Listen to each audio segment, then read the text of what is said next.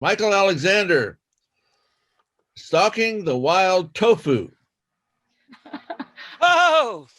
Stalking the Wild Tofu, Michael Alexander. My great-grandpappy was Buffalo Bill.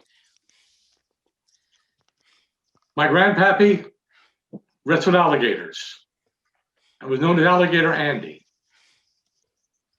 My father was Rhinoceros Randy, who married my mother, Cockroach Carol, who, due to her fast heels and deadly accurate castanets, was also known as the flamenco flea killer.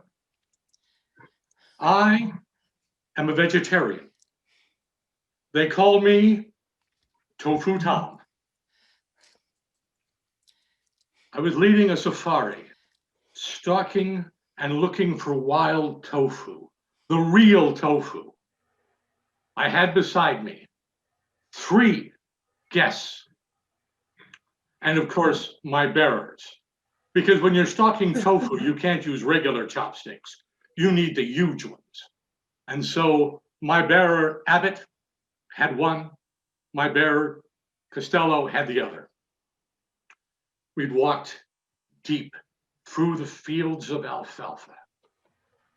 I was looking carefully, seeking signs.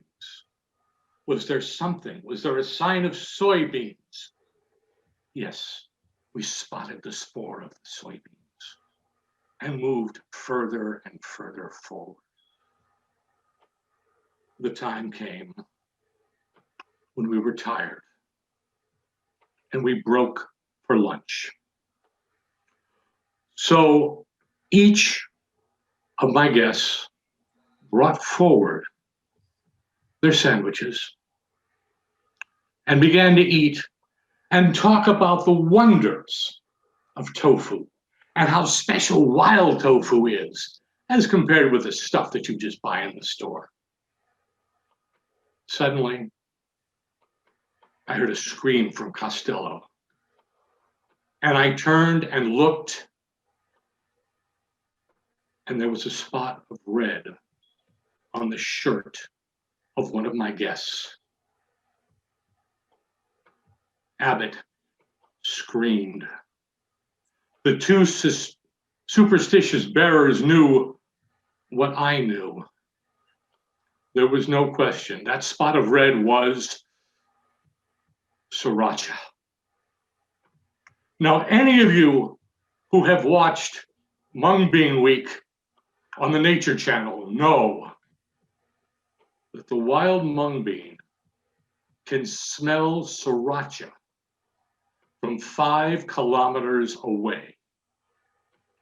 There is no more deadly beast in the vegetarian world than the mung bean.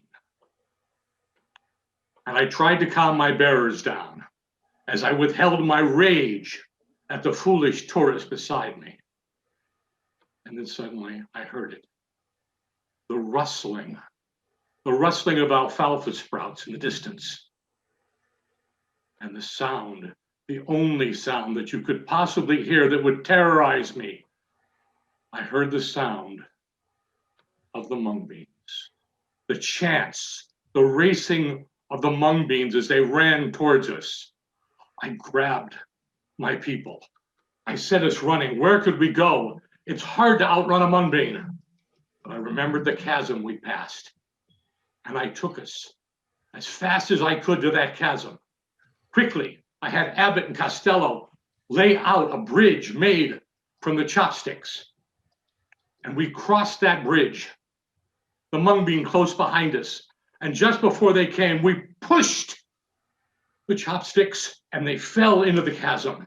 And the mung beans died. And we lived. Remember, next time you eat that tofu, the risk of lives that came with it. Now, only one group has ever survived a mung bean attack, and that's mine. And so in some hunting lodges like this, instead of calling me Tofu Tom, I'm known as Mung Bean Michael, Mr. Toastmaster.